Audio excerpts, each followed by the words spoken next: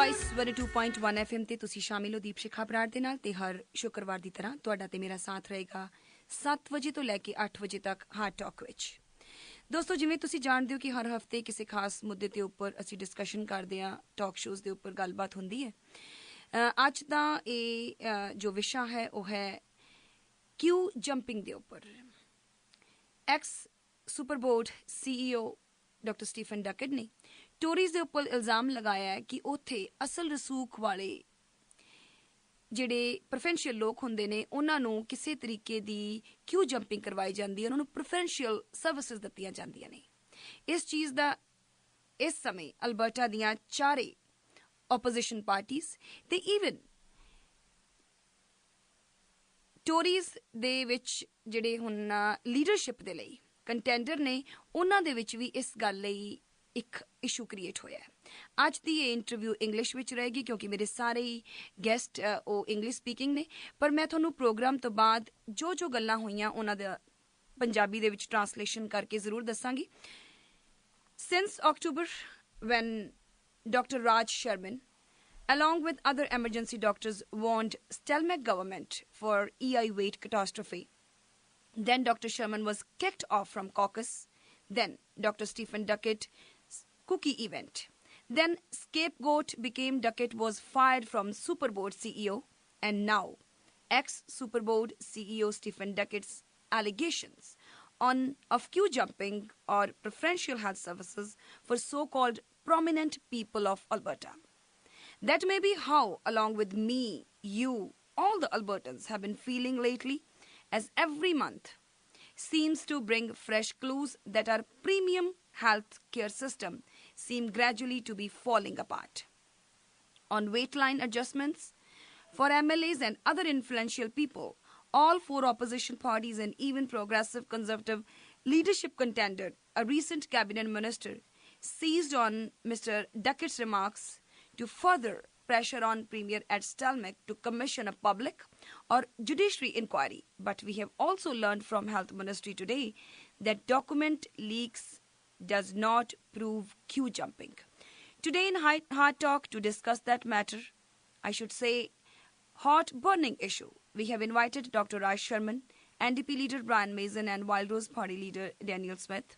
And I called at Honorable Gene Zwiderski's office, but he had some prior commitments and he was unable to join us today. So first of all, we have Wild Rose Alliance leader Daniel Smith. Hi Daniel, welcome in Hard Talk. Hello Dipshika, thanks so much for having me. Daniel, first of all, tell me, that is it really a big thing? Is it really an issue? Queue jumping is a really big deal to Albertans. I think Albertans believe that, and I think they're rightly to believe this, that when we have a system where we're rationing care, where people are waiting years for treatment in some cases, where they're waiting months or years to see a specialist, people are prepared to live with that result as long as they know that their turn is coming up and as long as they know that they're being treated fairly.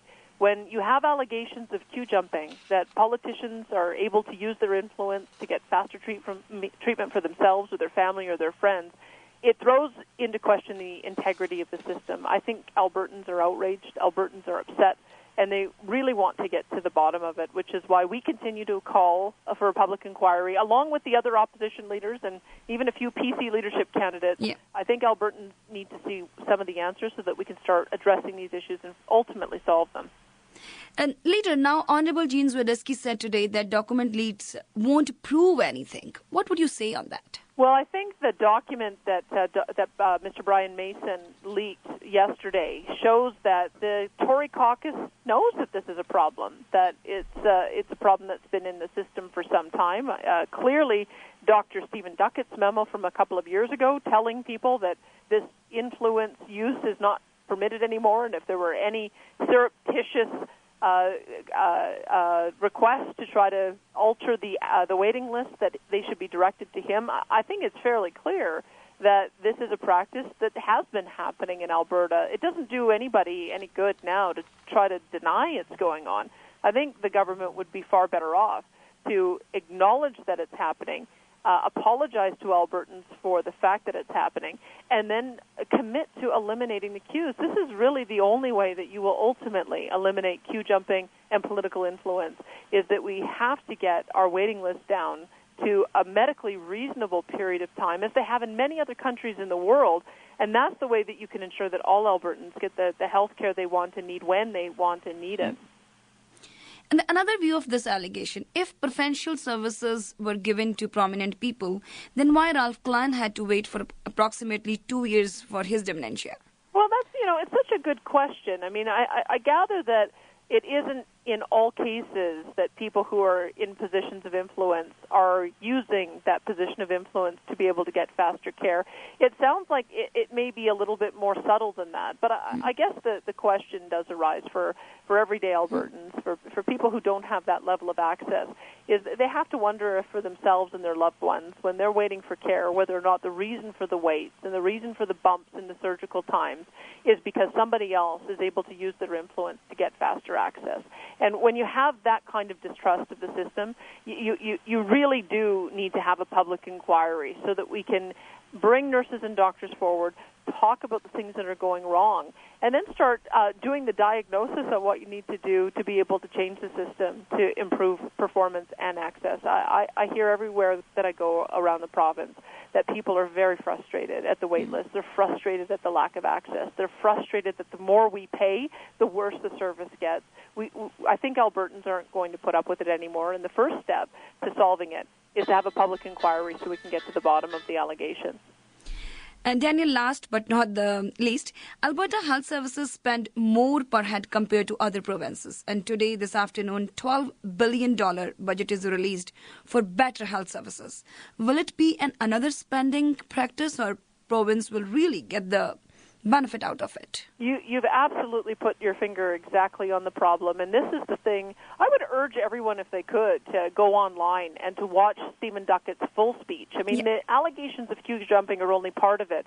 The full speech, and I believe it's at lockwood.com. I'm sorry if I don't remember the exact website address, but the full speech is quite shocking, because he starts off by talking about how bad the system has become since 1996, and the fact that the more money we spend, the worse results we get.